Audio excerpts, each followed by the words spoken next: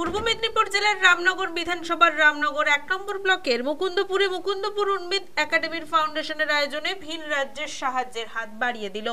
এই সংস্থা সূত্রে জানা যায় ২০২০ সালে এরা শুভ আরম্ভ করেছিল পথ চলার। গুটি গুটি পায় চতুর্থতম বর্ষে পদার্পণ করলো।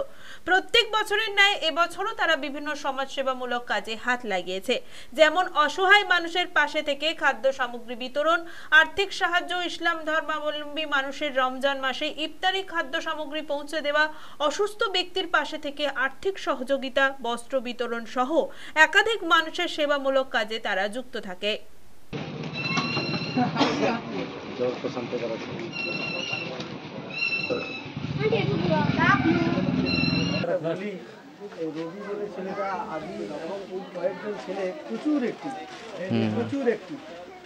এরা সমাজে যদি ভালো একটা সোর্স যদি পায়, বিরাট কিছু করতে পারে।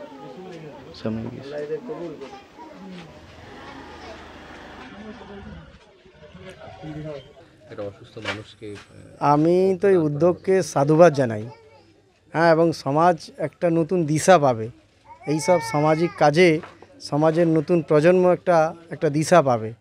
আজকে কোনো মানুষ কোনো মানুষের পাশে দাঁড়াতে চায় না, ঠিক আছে, যদি আমার কিছু চলে যায়, কিন্তু এরা দেখেছি পেট কেটে নিজের বেতন থেকে আংশিক বাড়িতে পাচ্ছে, তার মধ্যে কিছু 1000-2000 যা পায় এই ফাউন্ডেশনে ওরা দেয়।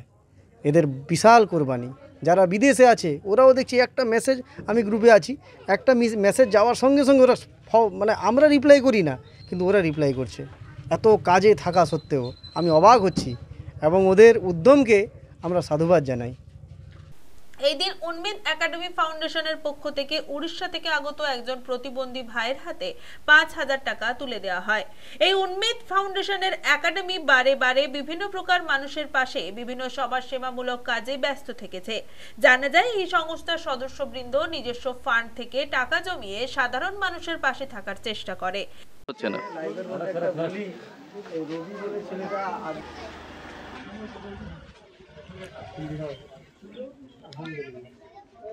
আমাদের মুকুন্দপুর উন্মিত ফাউন্ডেশন শুধুমাত্র যে আজকে উড়িষ্যার যে বিকলাঙ্গ ব্যক্তিকে যে দান করেছে তা নয়, প্রায় দেখেছি 2020 থেকে যখনই আমাদের সমুদ্র তীরবর্তী এলাকা বালিশের দিকে যখন বন্যায় ডুবে গিয়েছিল, তখনও এই উন্মিত ফাউন্ডেশন ওই দুস্থ ব্যক্তিদের, গরিব দরিদ্র অসহায় ব্যক্তিদের পাশে গিয়ে দাঁড়িয়েছে।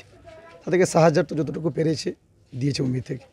আর উন্মিত ফাউন্ডেশনের সদস্যরা বলতে তেমন বেশি তারা টাকাওয়ালা নয়, তারা অনেকে দেশেও থাকে বিদেশেও থাকে, তাদের মধ্যে যতটা সম্ভব টাকাকে দান করে উন্মিত ফাউন্ডেশন আমরা ব্যক্তিগতভাবে চালাচ্ছি। কোনো সরকারি অনুদান আমরা বলতে গেলে পাই না, আমাদের দ্বারা যতটুকু সম্ভব চালনা করে নিয়ে যাই।